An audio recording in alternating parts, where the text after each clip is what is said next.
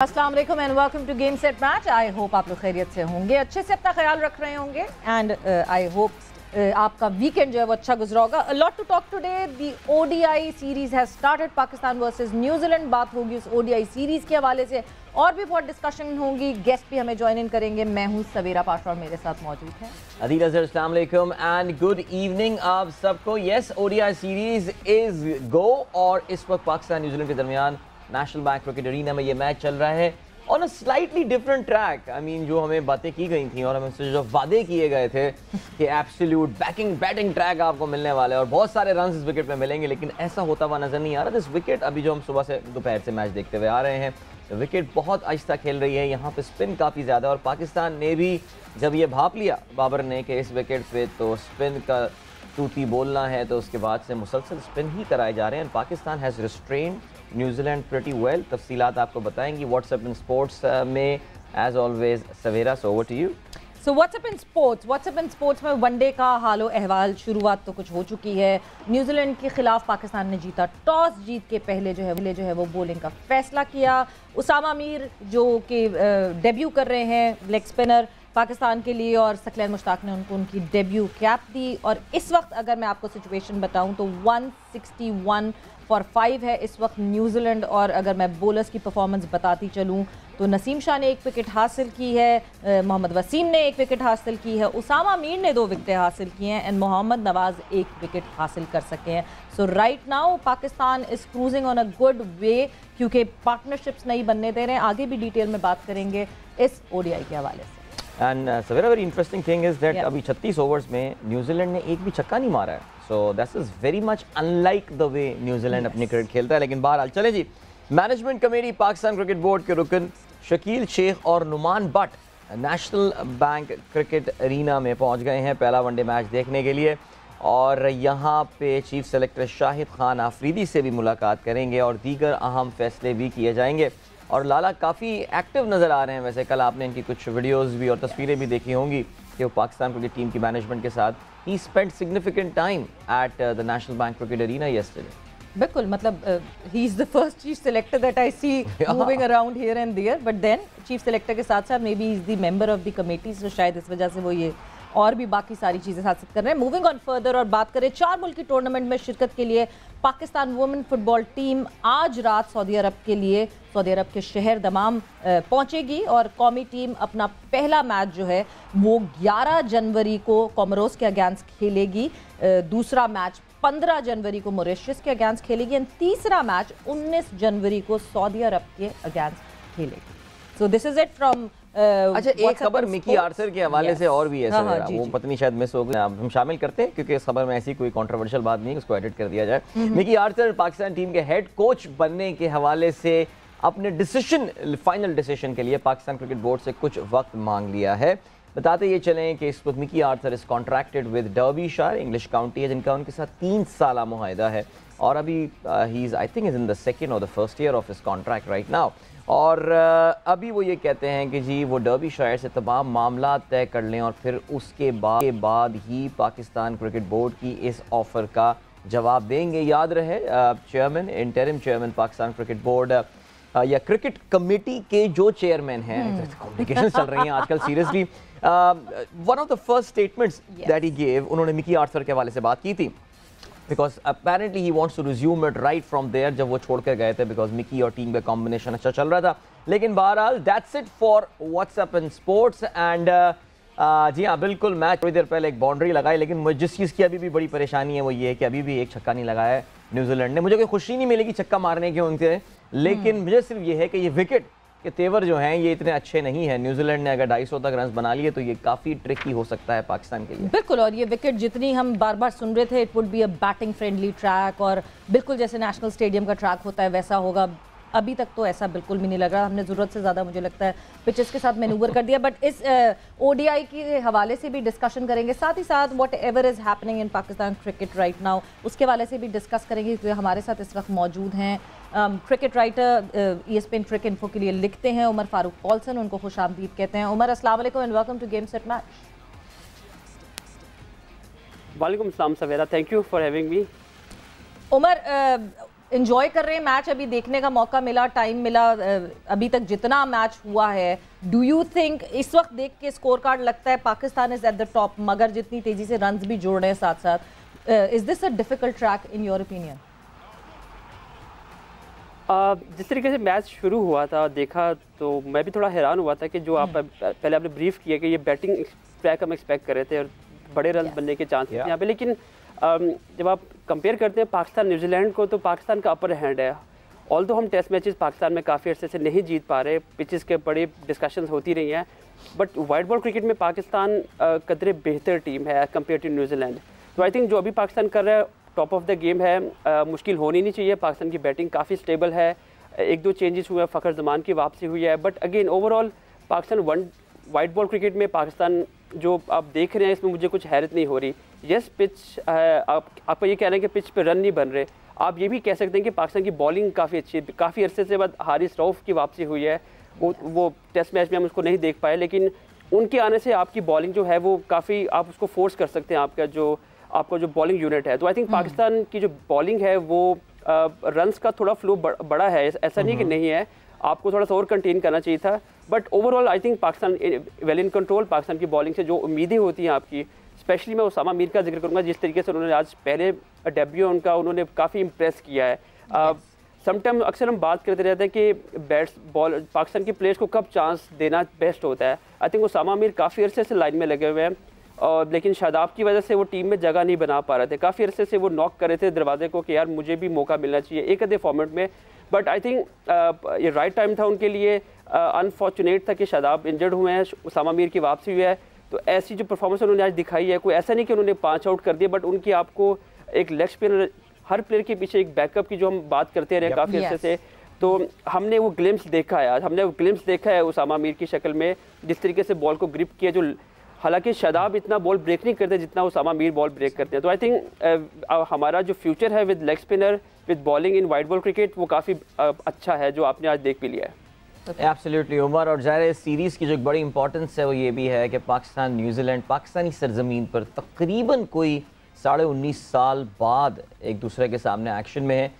ये सीरीज़ अगर आपको याद हो तो हो जानी चाहिए थी पिछले साल, इनफैक्ट पिछले से पिछले साल लास्ट ईयर October 21, लेकिन अनफॉर्चुनेटली न्यूजीलैंड की टीम जो है वो कुछ डर की वजह से पाकिस्तान छोड़ के चली गई थी। लेकिन ज़ाहिर है Umar, from the one day international point of view ये बड़ा इंपॉर्टेंट साल है। क्रिकेट वर्ल्ड कप होना है इस साल लेटर हाफ में। बहुत ज़्यादा मैचेस पाकिस्तान के पास तो ODI के नहीं हैं, उम्मीद यही करते हैं कि आने वाले वक्त में शायद कुछ सीरीज़ वगैरह अरेंज हो जाएँ। लेकिन जो पाकिस्तान टीम अनाउंस की गई है, आप किस हद तक मुतमईन नज़र आ रहे हैं? काफ़ी सारे लोगों का ये कहना है कि पाकिस्तान टीम में जो एक फिनिशर होना चाहिए वो यहाँ पर मौजूद नहीं है हमारे पास। मैं इसलिए ये सवाल स्पेसिफिकली पूछ रहा हूँ क्योंकि कोई बहुत ज़्यादा अपने कॉम्बिनेशन आजमाने के हमको मौके मिलने नहीं चाह रहे हैं। So what is your satisfaction level with the team selection right now? देखिए, पाकिस्तान का जो टेम्पलेट है वनडे क्रिकेट खेलने का वो कोई इतना मॉडर्न नहीं है। हमने इंग्लैंड में 2-3 सीरीज़ खेली हैं जिस पे पाकिस्तान ने 300 रन चेस करने की तरफ भी गया, रन करने की पाकिस्तान ने कोशिश किया, लेकिन पाकिस्तान कंसिस्टेंट नहीं है। पाकिस्तान का जो हम T20 फॉर्मेट का रोना रोते थे कि यार हमारा टॉप ऑर्डर जो है वो उस तरह एक्सेलरेट नहीं करता, फिर मिडल ऑर्डर हमारा एक्सपोज है। हम जितना डिस्कस T20 फॉर्मेट को करते रहे, हमने वनडे क्रिकेट को इतना स्क्रूटनाइज नहीं किया, इतना ज़्यादा उस पर कभी नज़र, क्योंकि बहुत कम खेला हमने रिसेंट पास में। अब चूँकि वर्ल्ड कप इस साल में है तो हमारा टेम्पलेट को इतना मॉडर्न नहीं है। और अभी जो पाकिस्तान ने टीम अनाउंस की है, आई एम श्योर शायद ज़ाहिर इंटरिम चीफ सेलेक्टर थे शाहिद अफरीदी, उनका आई थिंक एक ही टास्क था कि ये टीम सेलेक्ट करना। आई डोंट नो कि उनके पास उनका फ्यूचर जो है वो कितना दूर का सोच के वो कर रहे होंगे। ज़ाहिर है वो रिसेंट पास में इतना एक्टिवली इन्वॉल्व भी नहीं है प्लेयर्स के साथ कि वो कौन क्या कर रहा है। तो पाकिस्तान का वनडे फॉर्मेट में मोर लेस हम T20 फॉर्मेट का ही मिरर लाने की कोशिश करते हैं, क्योंकि जो आपका कोर है इस फॉर्मेट में वाइट बॉल में, वो कोर आपको जो T20 में है वो एग्जैक्टली आप कोर बनाने की कोशिश करते हैं वनडे फॉर्मेट के अंदर भी। खैर आपका टॉप ऑर्डर यहाँ डिफरेंट है, इमाम यहाँ पे कंसिस्टेंटली रन करते हुए आ रहे हैं, ये डिफरेंट है। बट जो आपने फिनिशर की बात की, एग्जैक्टली देखिए मिडल ऑर्डर में हमने चूँकि फॉर्मेट ये खेला ही बहुत कम है, हमने बहुत कम खेला है। हमारे पास इवन मैं अगर आपसे पूछूँ कि रिसेंट पास में आपको कौन से वनडे आपको याद होंगे, तो आपको थोड़ा सोचना पड़ेगा। चूँकि हमने ये फॉर्मेट खेला नहीं है और इसलिए हम इसको जज उस तरह नहीं कर पाते। हमेशा जब हम इसको जज करेंगे हम T20 फॉर्मेट की नज़र से जज करेंगे। जैसे आपने खुशदिल शाह को ड्रॉप किया on the basis of T20 format की परफॉर्मेंस, और आपने उस प्लेयर को पिक किया जिसकी मिडिल ऑर्डर में जिसको आपने डाला, तो ये हम अभी थोड़ा कंफ्यूज हैं वनडे फॉर्मेट में बनाने की शक्ल में। तो we are not even close कि हम चाह क्या रहे हैं, वी आर नॉट क्लोज कि हम क्या प्लान लेके जाएंगे वर्ल्ड कप में, इवन कि हमने वर्ल्ड कप की प्लानिंग अभी स्टार्ट भी नहीं करी। ये आप थोड़ा सा मैं ज़्यादा बोलूँ, लेकिन ये बात सच है कि पाकिस्तान के पास अभी कोई विजन नहीं है। अनफॉर्चुनेटली कह लें, फॉर्चुनेटली कह लें, अभी जो पाकिस्तान क्रिकेट बोर्ड में जो चेंजेस आई हैं उसने पाकिस्तान क्रिकेट को दोबारा रीसेट कर दिया है। तो अभी बहुत सी कन्फ्यूजन है, बहुत अनसर्टेनिटी है कि कौन क्या करेगा, कौन चीफ सेलेक्टर आएगा, कौन हेड कोच आएगा, बिकॉज ये सब चीज़ें कलेक्टिवली बनती हैं। अभी आपके पास चीफ सेलेक्टर नहीं है परमानेंट, आपका हेड कोच को मालूम है कि वो फरवरी में जा रहा है, उसने बहुत पहले से बता दिया था कि वो चला जाएगा, तो you don't have a core to decide कि आपने वनडे फॉर्मेट किस तरह खेलना है। शायद अभी आपने मिकी आर्थर का मैं सुना था, आपने अनाउंस किया था कि वो उनका भी वो भी हम आगे जाके बात करेंगे कि वो भी 2 कश्तियों में सवार होना चाह रहे हैं, और वो भी एक अलग दुनिया में बैठे हुए हैं। बट प्रॉब्लम ये है कि पाकिस्तान का वनडे फॉर्मेट टेम्पलेट, हमने क्या करना है, हमने कैसे करना है, हमारे पास प्लेयर कौन से हैं, अभी फिलहाल we have no clear idea कि हम क्या करने जाएंगे। और बिल्कुल आप उमर बिल्कुल सही कह रहे हैं, क्लियर आइडिया हो भी नहीं सकता बिकॉज अभी तक वो टीम ही पूरी जो डिसीजन मेकिंग टीम होती है वो ही नहीं एट स्टैंड आई है, वो ही नहीं पता चल रहा कि कौन कौन होंगे। Obviously the coach should be responsible to built up a team, captain तो हमारे सामने है ही, मगर वो जो पूरा एक सेटअप अभी बनना है उसके बाद ही कुछ कंफर्मेशन होगी। एंड मेरा ख्याल से वर्ल्ड कप तक we'll be playing hardly 12 ODIs, अगर मैं एशिया कप के 4 लगा लूँ विदाउट फाइनल और 5 विद फाइनल, तो ये हमारे पास पूरी काउंट बनती है हमारी FTB में, तो हमारे पास ज्यादा ODIs भी नहीं है कि हम ज्यादा एक्सपेरिमेंट करें। 3 मैचेस आपने अफगानिस्तान से भी खेलने हैं, सवेरा में तो ऐड कर दूं, आपने 3 मैचेस अफगानिस्तान के साथ खेलने हैं, 5 वनडे आपने दोबारा न्यूजीलैंड से खेलने हैं अप्रैल के एंड पे, तो you have pretty much enough number of one day games जिसपे आप देखें पूरी पाकिस्तान, हम पहले भी ये बात कर चुके हैं कि पाकिस्तान जी, लेकिन पाकिस्तान 12 हो या 20 हो, पाकिस्तान कभी प्रिपेयर नहीं होता। आपको पता होगा ये हमारी हिस्ट्री है, हमें आप बेशक आप 50 वनडे भी दे दें, यू विल नेवर। अभी नया सेटअप आया, अभी आपने देख रहे होंगे पिछले 2-3 दिन से हम देखते आ रहे हैं कि कप्तानी चेंज की बात चल रही है। अब शान की इस फॉर्मेट में वापसी हुई है, शान को वाइस कैप्टन है, तो वी हैव नो आइडिया कि हम क्या करेंगे। तो आपके पास 15 वनडे हो, आपके पास 20 वनडे हो, आपके पास 2 बड़े टूर्नामेंट हो उससे पहले, बट आप फिर भी प्रिपेयर नहीं होते, आपको आपके कप्तान का नहीं मालूम होता है वर्ल्ड कप से पहले कि कौन होगा, कैसे होगा। छेड़ ही दी है बात, मैं सोच रही थी कि मैं आगे इस बात पे आऊंगी, बट आपने छेड़ दी है तो हम इस बारे में भी बात कर लेते हैं। 1-2 दिन पहले एक कंट्रोवर्सी शुरू होती है, वो शुरू ही होती है कि शान मसूद को वाइस कैप्टन अनाउंस कर दिया जाता है। कैप्टन कहता है मुझे नहीं पता, इंटरिम सिलेक्शन कमेटी कहती है कि उनको नहीं पता, इवेंचुअली पता चलता है कि ऊपर से ऑर्डर आए कि शान मसूद को वाइस कैप्टन अनाउंस कर दिया जाए। बट आज आपको वाइस कैप्टन ड्रॉप हुए हुए दिखते हैं, यानी जो अगर शायद उनको वाइस कैप्टन इसलिए अनाउंस किया गया था कि वो 11 की डेफिनेट चॉइस हो जाते, तो उसको नेगेट कर दिया गया और टीम मैनेजमेंट ने उसको नेगेट करके अपने कॉम्बिनेशन, जिस कॉम्बिनेशन पे वो कंफर्टेबल थे, उसको खिलाया। How do you look at that? देखिए, this is bit unfair because अभी जो हो रहा है पिछले 3-4 दिन से, जब से पाकिस्तान टेस्ट मैच जो आखिरी जो टेस्ट मैच ख़त्म हुआ उसके बाद से जो एक तूफ़ान बदतमीज़ी चल रही है सोशल मीडिया पे, जिसकी बेस पे डिसीजन पे इन्फ्लुएंस डालने की कोशिश की जा रही है। मुझे नहीं पता वो कौन सा क्वार्टर है जो ये इन्फ्लुएंस डालना चाह रहा है, लेकिन वो अच्छा नहीं कर रहा फिलहाल पाकिस्तान में। जो आपने शान मसूद की आपने स्पेसिफिकली बात की, ये बात बिल्कुल ठीक है। मैंने भी इंडिपेंडेंटली कोशिश की ये चेक करने की ये हो क्या रहा है। वाइस कप्तान ऑटोमेटिकली कहाँ से आता है? आपके पास हायरकी में कोई और बंदा शामिल, आप एक नए बंदे को टीम में डालते हैं और उसको वाइस कैप्टन अनाउंस करते हैं, और कैटेगोरिकली आप कप्तान को बोलते हैं कि आपके पास चॉइस नहीं है, आपको इसको 11 में रखना है। बट चूँकि बाबर आजम को पिछले 3-4 साल में हमने देखा कि कितना इम्पावर किया गया है, तो आई थिंक बाबर आजम दुनिया के बेस्ट प्लेयर में शामिल होता है, उनका उसमें कोई डाउट नहीं है। कप्तानी पे टेस्ट फॉर्मेट पे आप क्वेश्चन रेज कर सकते हैं, डिबेटेबल चीज़ें हैं, but he is one of the powerful captain Pakistan का मोस्ट मिसबाउल हक के बाद जो अपने जो फैसले हैं उनको इन्फोर्स कर रहा है। तो आई थिंक बाबर ने वीटो किया इस बात पे कि शान मसूद ठीक है आपने 16 में डाला है, लेकिन 11 जो है हमें बनानी है, क्योंकि ज़ाहिर है जब आप कप्तान को इम्पावर करने की बात करते हो तो उसको अकाउंटेबल करने की बात करते हो आप। अगर कोई डिसीजन ऊपर नीचे होता है, कोई रिजल्ट आपका ऊपर नीचे होता है, तो आप एवेंचुअली बाबर आजम को हिट आउट करते हो, बाबर आजम जो एज अ कैप्टन आप उसको हिट आउट करते हो। तो डेफिनेटली जब आप एक बंदे को इतना इम्पावर करते हो, उसको अकाउंटेबल ठहराते हो, क्योंकि हमारे सिस्टम में डिफरेंट इंटरवल्स में कभी कोच इनपावर्ड होते हैं, कभी कैप्टन इनपावर होते हैं। तो अभी जो ईरा चल रहा है, अभी जो एरा है वो बेसिकली बाबर आजम इनपावर्ड हैं और वो तीनों फॉर्मेट के कैप्टन भी हैं और उनके पास इतनी पावर है और वो लीड फ्रॉम द फ्रंट वाली बात कर दुनिया के वर्ल्ड क्लास। कोई ऐसा नहीं कि वो कोई रैंडम परफॉर्म नहीं करते हुए प्लेयर है जिनको आप पुश ओवर हैं, उनको आप पीछे पुश करेंगे तो डर के पीछे बैठ जाएंगे। वो पावरफुल कप्तान है, अपनी परफॉर्मेंस से डिक्टेट करते हैं, वो अपनी जो उनकी डिसीजन मेकिंग है अच्छी है गलत है वो अलग बात है। लेकिन शान को आई थिंक उन्होंने रजिस्ट किया, उनकी सिलेक्शन को उन्होंने क्यों किया, बिकॉज उनके पास एक कॉम्बिनेशन, उनके माइंड में ये कॉम्बिनेशन होगा जो चलता हुआ आ रहा है, जो हमने पहले भी बात की है कि आपका जो वनडे फॉर्मेट है उसका कोई टेम्पलेट नहीं है, मोर और लेस आपका जो T20 फॉर्मेट है आप उसमें से ही चीज़ें निकाल के आप उसको फिट इन करके अपने आप को आप चला रहे हो आप। तो अभी आई थिंक ये जो अभी मैचेस चलना शुरू होंगे न्यूजीलैंड में तो आपको थोड़ी डायरेक्शन नजर आएगी कि पाकिस्तान करना क्या चाह रहा है, पाकिस्तान का एबिलिटी कितनी है।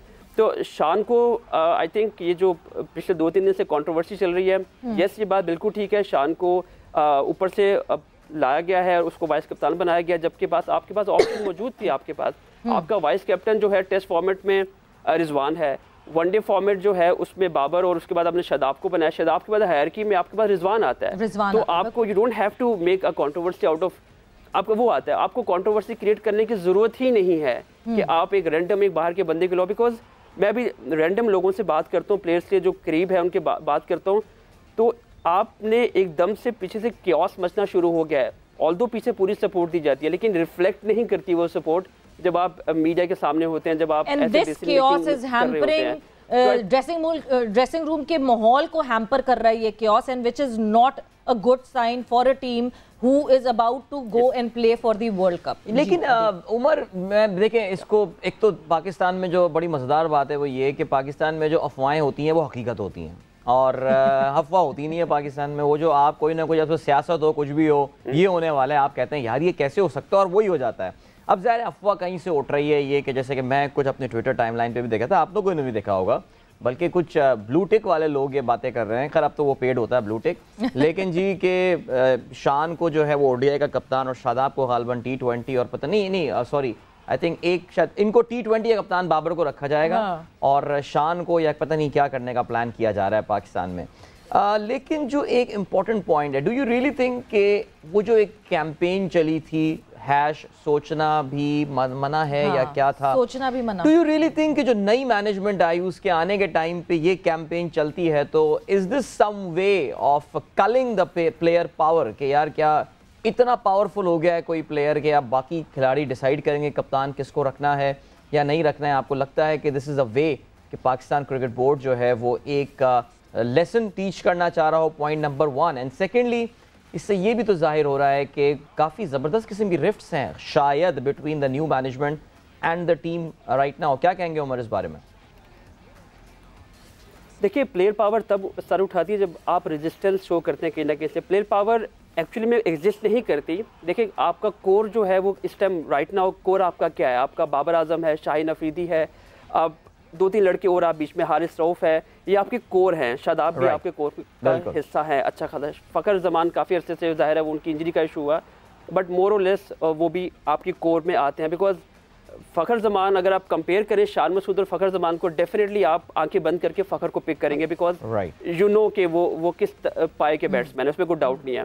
जो प्लेयर पावर की बात है, देखें हमारे यहाँ पे जो आपने बोला ना एक बड़ी इंटरेस्टिंग आपने बात की, यहाँ जो अफवाहें होती हैं वो अफवाहें होती नहीं है, वो बेसिकली फ्लोट की जाती हैं, कहीं ना कहीं सदाकत होती है, कहीं ना कहीं धुआं, कहीं ना कहीं आग लगी होती है तो धुआं दायरा वो बेसिकली उठता है वो। तो एग्जैक्टली जब नई मैनेजमेंट आई है, नई मैनेजमेंट जो है उसने बेसिकली ये चाहा है कि यार जो पिछले होता रहा है कि ऑलमोस्ट हर पीसीबी के हर कोने में, हर कमरे में, हर दीवार के पीछे चेंजेस हो रही हैं, इवन की तस्वीर लगी हुई भी चेंज हो रही है। तो और इसलिए इसका ट्रिकल डाउन इफेक्ट जो है ऑलमोस्ट नीचे तक आता है। तो हर मैनेजमेंट जो भी आती है टॉप पे, नजम सेठी साहब आए हैं, शकील शेख साहब आए हैं, उनका काफ़ी ज़्यादा गहरा ताल्लुक है ग्रासरूट क्रिकेट के साथ। तो वो चाहेंगे कि कहीं ना कहीं चेंजेस करें ताकि हम अपनी स्टैंप लगाएं। तो ये जो आपके ना धुआं उठ रहा है ये बिल्कुल सही उठ रहा है, ये कहीं ना कहीं चेंजेस करने की बात हो रही है।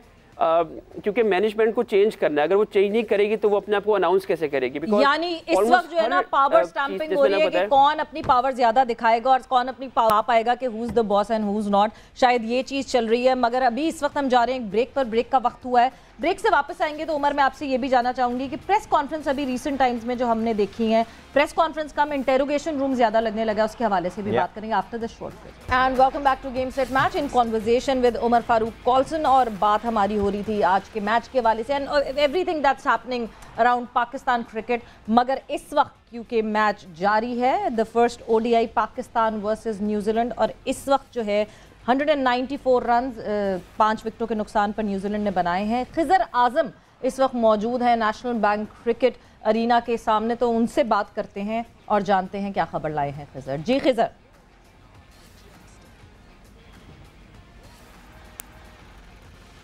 जी बिल्कुल सवेरा, आवाज अभी कुछ इशू हो रहा है, कनेक्टिविटी का कुछ इशू है। सो वापस ब्रेकिंग न्यूज जी, छक्का मार दिया पहला न्यूज़। अरे जी मुबारक दी नजर मैंने। सोचे जरा न्यूजीलैंड के छक्का मारने के लिए ब्रेकिंग न्यूज़ ऐसा है जैसे पाकिस्तान के छक्का मारने के लिए। लेकिन by the way the score is 194 for 5, 41.5 overs, so they are scoring at तकरीबन 4.63, लेकिन पिछले 5 ओवर्स में they are scoring at 5.6। These are 2 अच्छे बैट्समैन, ये ग्लेन फिलिप्स खेल रहा है, माइकल ब्रेसवेल दोनों साथ खेल रहे हैं एंड इनमें पूरी कैपेबिलिटी है कि स्कोर को 250-260 तक ले जाएं। Yes, I think that's the kind of score जो कि पाकिस्तान की इस बैटिंग लाइनअप को सूट करता है, लेकिन फिर भी मामलात you never know, this is a spinning track by the way, so and I hope कि हमारे बैटर्स जो हैं वो अच्छी परफॉर्मेंस दे सकें। But Umar, coming back to you, जिस तरह ब्रेक पे जाने से पहले मैंने बोला था, प्रेस कॉन्फ्रेंसेज अभी मैं अगर रीसेंट टाइम्स में बात करूं, जो पाकिस्तान न्यूजीलैंड के सेकंड टेस्ट की पोस्ट प्रेस कॉन्फ्रेंस हुई एंड अब जो प्री प्रेस कॉन्फ्रेंस हुई इस ODI सीरीज़ की, दोज वर रिगरस और बहुत ज़्यादा, मतलब इट वाज ऐसा था कि इंटरोगेशन चल रही है बाबर आजम की। मतलब आप क्या सोचते हैं इस पूरे सिलसिले के बारे में? बिकॉज ऐसा लगा कि शायद रमीज़ राजा के दौर में जितना रोक के आपने जर्नलिस्ट को रखा हुआ था, उनको मौका मिल गया और एक ओपन ग्राउंड मिला सवालात पूछने का। देखिए, आई कैन नॉट क्रिटिसाइज कि यार द सॉर्ट ऑफ क्वेश्चन जो स्टैंडर्ड है क्रिकेट के सवालों पे, क्वालिटी ऑफ क्वेश्चन जो हैं वो किस तरह के होते हैं, but it more like statement. जो मैं आज देख भी रहा था, बार बार 3-4 मैंने सवाल सुने भी कि प्रेस कॉन्फ्रेंसेस हमारे यहाँ पे, चूँकि मैं भी 15 साल से ये प्रेस बॉक्स में बैठ रहा हूँ, लोगों के साथ इंटरेक्ट करता हूँ, प्लेयरों से इंटरेक्ट करते हैं, तो वी अंडरस्टैंड कि हमें प्लेयर के साथ जो सवाल करना होता है, हमें उसको कैसे कंस्ट्रक्ट करना होता है। ये बड़ा इंपॉर्टेंट पार्ट है। जो आपने रमीज़ राजा की बात की, आपने उनको रोका हुआ था। रमीज़ राजा तो एक एक्सेप्शन केस थे, वो तो सुनना पसंद ही नहीं करते थे। उनकी तो वो एक डिफरेंट लेवल पे पिछले 14 महीने गुजार के गए हैं उनकी, तो इसलिए वो जिस तरीके से गए, आई थिंक पता नहीं उसको हम जस्टिफाई करें कि ना करें। बट एनीवे, जो क्वालिटी ऑफ क्वेश्चन है, बिल्कुल ये आजकल एक काफ़ी हॉट टॉपिक बना हुआ है सोशल मीडिया पे, काफ़ी बैश किया जाता है हमारी स्पोर्ट्स कम्युनिटी को कि हम क्वालिटी ऑफ क्वेश्चन जो है वो नहीं पूछते, हम स्टेटमेंट क्रिएट्स करते हैं और उस पर हम खुश होते हैं, ग्लोरीफाई करते हैं अपने आप को। जबकि दूसरे एंड पे देखें तो दुनिया जब देखती है तो वो कहते हैं यार ये किस तरह की अहमकाना रवैया हमारे मीडिया का।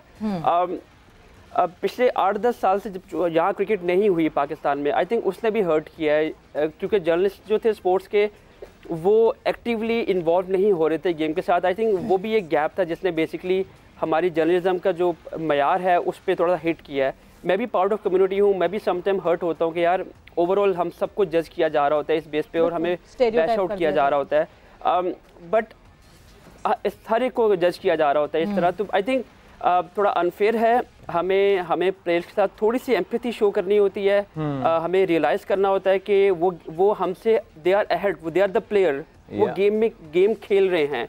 वो बाबर आजम है तो वो कैप्टन कर रहा है, उनके पास जो इन्फॉर्मेशन होगी वो हमेशा हमसे ज़्यादा होगी।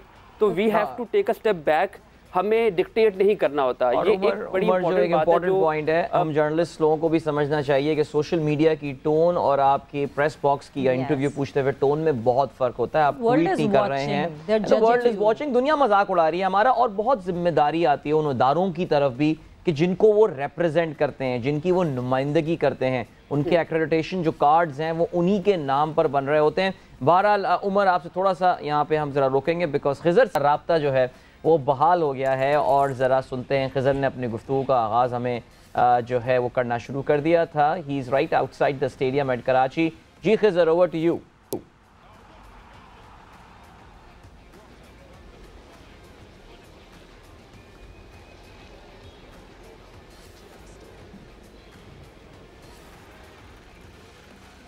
जी खिज़र, आपको आवाज आ रही है? खिज़र, आप कुछ अगर चिप इन करना चाहते हैं, नेशनल बैंक क्रिकेट अरीना के बाहर आप मौजूद हैं। जी फाइनली जी आवाज आ गई है। चलें जी, मुबारक हो। जी बिल्कुल, नेशनल स्टेडियम के बाहर मैं मौजूद हूँ और नेशनल बैंक क्रिकेट अरीना जिसको हम कहने की आदत डाल रहे हैं। खैर, तो इस वक्त पाकिस्तान और न्यूजीलैंड के दरमियान मैच जारी है, मगर साथ साथ जिस तरह से आप सब भी डिस्कशन कर रहे थे कि जो क्रिकेट बोर्ड से जुड़ी हुई खबरें हैं उस पर भी नजरें हैं और मुख्तलिफ जो इशूज़ हैं। अभी भी शकील शेख और नमान भट्ट यहाँ पहुँचे हैं, जो कि आज उन्होंने काफ़ी ज़्यादा जो मुख्तलिफ डिपार्टमेंट्स हैं उनसे मुलाकात की है और किस तरह से डिपार्टमेंट क्रिकेट की बहाली का जो प्रोग्राम है उसको तरतीब दिया जाए, तो उस पर भी बात हो रही है। मगर मैच से बड़ी खबर यही रही, आप सब भी इस पर डिस्कस कर रहे थे, जिस तरह शान मसूद का एक तरीके से नाम अनाउंस हुआ, कप्तान को नहीं पता, अबूरी सिलेक्शन कमेटी को नहीं पता और नाम अनाउंस हो गया। तो इस पूरे सिनेरियो में एक चीज़ जो सामने आई है वो यही आई है कि शान मसूद ने बड़ी मुश्किल से एक अपने ऊपर से टैग हटाया था कि वो जो है वो किसी ख़ास बैकग्राउंड की वजह से क्रिकेट में नहीं है, बल्कि वो मेहनत करते हैं और उन्होंने प्रूव भी किया कि टेस्ट से उन्होंने कन्वर्ट किया T20 वनडे। तो अब इस हैपनिंग के बाद लगता है कि पर फिर उनके ये चीज़ें जो है उनसे जुड़ेंगी कि अच्छा होता कि जो ऊपर की जो मैनेजमेंट कमेटी, वो पूरी मैनेजमेंट कमेटी है, वो कप्तान और मैनेजमेंट सिलेक्शन कमेटी से बात कर लेती, तो इतना बड़ा जो एक मिसकम्युनिकेशन है उसकी वजह से ये सब कुछ नहीं सामने आता। साथ साथ रही ये बात कि जिस तरह से आप सब डिस्कस कर रहे हैं कि कप्तानी के हवाले से, तो मैं आपको बता दूं कि इस तरह मुख्तलिफ दौर में मुख्तलिफ कप्तान रखने की ख्वाहिश की गई है। कोई कहता है एग्रेसिव होना चाहिए, कोई कहता है डिफेंसिव होना चाहिए, एक कोच कहते हैं कि प्लेयर 28 साल से कम उम्र होना चाहिए। तो अब ये जो नया सेटअप आया, ये कहते हैं कप्तान पढ़ा लिखा होना चाहिए। तो अब पढ़ा लिखा कप्तान तलाश किया जा रहा है। पढ़े लिखे प्लेयर्स कौन है, हमें ये भी देखना होगा कि हमारे पास अच्छे क्रिकेटर किन बैकग्राउंड से आते हैं, उनकी ग्रूमिंग क्या होती है। मुख्तलिफ क्रिकेटर्स हैं, बहुत अच्छे क्रिकेटर्स हैं, बहुत अच्छे कैप्टन साबित हुए हैं, मगर शायद एजुकेशन के हिसाब से वो इतने हाई क्वालिफाइड नहीं है। तो ये अब नई एक सोच पैदा हो रही है कि कप्तान पढ़ा लिखा होना चाहिए, जिसके गिर्द अब एक नई सबबंदियाँ टीम मैनेजमेंट में बाहर देखी जा रही हैं। तो एक और जो पॉइंट आप लोगों ने रेस किया कि प्रेस बॉक्स और प्लेयर्स, देखें ये अब यहाँ पर बात ये होती है, दो किस्म के जर्नलिस्ट हम जो है यहाँ पर बैठे हुए होते हैं। एक होते हैं जो थ्रू आउट क्रिकेट को कवर कर रहे होते हैं, स्टैट्स को देख रहे होते हैं और उन सब चीज़ों को जो है वो किसका कितना स्कोर हो गया, सेंचुरीज हो गई, अगला मैच किससे है, वो स्टैट्स पे नज़र रखते हैं, अकॉर्डिंग टू स्टैट्स सवालात कर रहे होते हैं। मगर साथ साथ देखें पाकिस्तान में और क्रिकेट का बड़ा कोई पॉलिटिक्स और क्रिकेट का बड़ा बुनियादी ताल्लुक है। तो उस बुनियाद पर जो जो तब्दीलियाँ आ रही होती हैं और जो जो कॉरिडोर से खबरें आ रही होती हैं, जो जो टीम मीटिंग में बातें हो रही होती हैं, जब वो प्लेयर्स के सामने जाती हैं तो यकीनन किसी न किसी हद तक प्लेयर्स डिनाई तो करते हैं और बाद दफ़ा आप कह सकते हैं कि सवाल करने का अंदाज शायद थोड़ा मुख्तलिफ हो सकता है, मगर सवालात के पीछे कोई ना कोई बात ज़रूर होती है कि वो सवाल क्वेश्चन रेस किया जाता है। और यही जो इस तरह का जो क्वेश्चन है, अगर हम ऑस्ट्रेलियन मीडिया देख लें या दूसरी दुनिया के मीडिया को देख लें, तो वहाँ भी जब कोई इवेंट के जब गैर मुल्की टीमें भी जाती है तो उनसे भी बड़े सवाल किए। ठीक है खिज़र, थैंक यू, बहुत बहुत शुक्रिया। देखें, सवाल किया जाए, आप क्रिटिसाइज भी करें, सब अंडरस्टैंडेबल, मगर आप डिसरिस्पेक्टफुल नहीं हो सकते किसी को, क्योंकि आपके मुल्क का कप्तान आपके सामने बैठा हुआ है, पाकिस्तान क्रिकेट बोर्ड का एम्प्लॉय आपके सामने बैठा हुआ है, और कोई भी हो, आप डिसरिस्पेक्टफुल किसी से भी नहीं हो सकते। आपने स्पॉटलाइट पे एक बंदे को बिठा के इतने सारे लोग एक साथ जो है वो इंटेरोगेशन करना शुरू कर दें, that is not on, it gives a very very negative image for us journalist. तो मुझे लगता है कि इस पे बिल्कुल सोचना चाहिए। बट उमर, अभी जो खिज़र ने एक बात कही, पढ़ा लिखा कप्तान ये कप्तान ढूंढ रहे हैं, दूल्हा ढूंढ रहे हैं, ये करना क्या चाह रहे हैं? देखिए, मैं इंपॉर्टेंट बात आपको बताऊं, अगर आपको चेंज करना ही है, लेट्स से अगर आपको बाबर आजम नहीं पसंद आ रहा T20 फॉर्मेट में या वनडे में या टेस्ट, जो भी तीनों फॉर्मेट में आपको चेंज करना ही है, एक रिस्पेक्ट देनी होती है प्लेयर को, बिकॉज प्लेयर पिछले 8-10 सालों में आपने देखा होगा प्लेयर बार बार, शाहिद अफरीदी रिटायर हुए, ही ऑलवेज टॉक्ड अबाउट कि हमें रिस्पेक्ट मिलनी चाहिए, मिसबा रिटायर हुए, ऑलवेज वांटेड कि हमें रिस्पेक्ट दे। एक तरीका होता है हर काम करने का, आपको स्पेकुलेट नहीं करना होता, कॉरिडोर से चीज़ों को विस्पर नहीं करना होता हमारे कानों में कि जी ये चीज़ उठाओ, वो करो, सोशल मीडिया पे एक पूरा आपको बबल नहीं क्रिएट करना होता है, क्लाउड नहीं क्रिएट करना होता है। You have to sit with the player.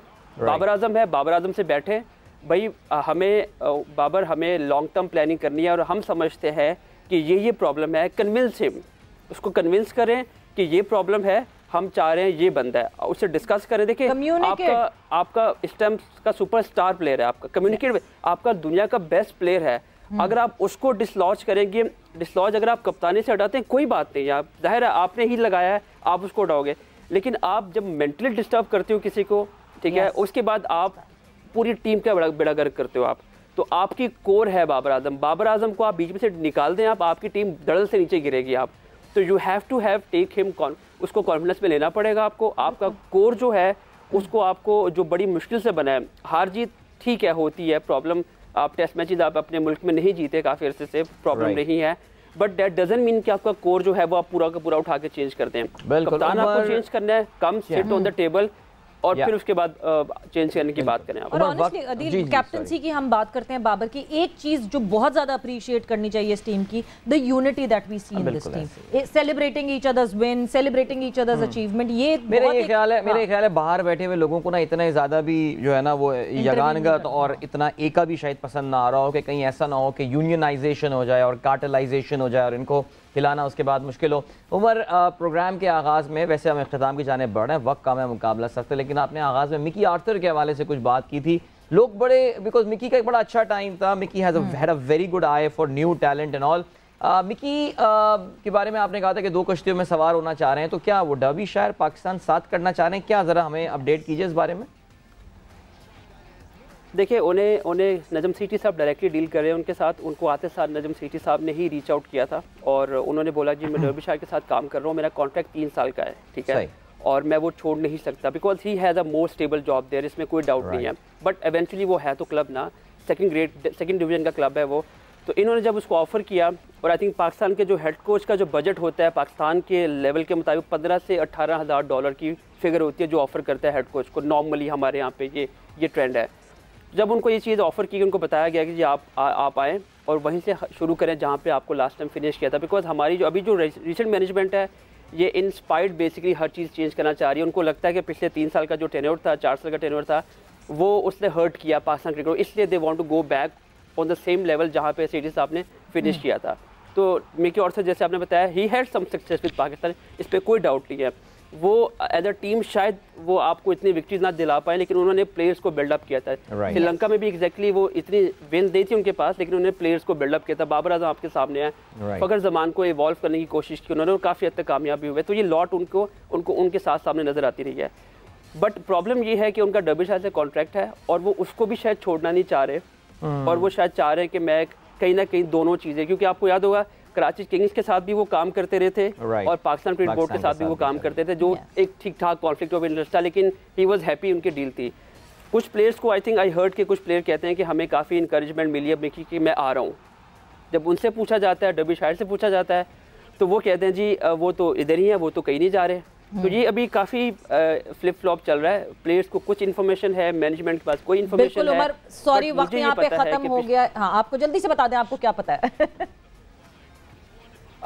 अगले 2 महीने में पाकिस्तान डिसाइड करे, अप्रैल में पाकिस्तान को सीरीज खेली है, तो पाकिस्तान का जो कोचिंग स्टाफ, हेड कोच, जितने भी सब अप्रैल में, सब अभी फिलहाल कुछ भी नहीं हो रहा, अगर लोग इंटरेस्टेड हैं जानने में। बिल्कुल जी, सो वक्त यहाँ पे खत्म हो गया। Umar, thanks a lot for all your input and coming here to match. और वाकई Mickey is trying to find a middle way कि वो पैरेलली दोनों डर्बीशायर और टीम पाकिस्तान को पैरेलली कोच कर सके, जो कि मुझे लगता है एक बहुत टफ सिचुएशन और बहुत टफ जो है एक कॉल होगी, बिकॉज आप पैरेलली नहीं कर सकते, बहुत क्लैशेस बीच में आएंगे। बट लेट्स सी कि ऊंट किस करवट बैठता है। वक्त यहाँ पे खत्म हो गया, जाते जाते आपको स्कोर बताते चले। 213 रन बना चुकी है न्यूजीलैंड की टीम, 45वां ओवर शुरू हो गया है 6 विकेटों के नुकसान पे, और गेम सेट मैच का वक्त यहाँ पे खत्म हो गया। सवेरा और अदील को इजाजत दीजिए, टेक केयर, बाय बाय, अल्लाह हाफ़िज़।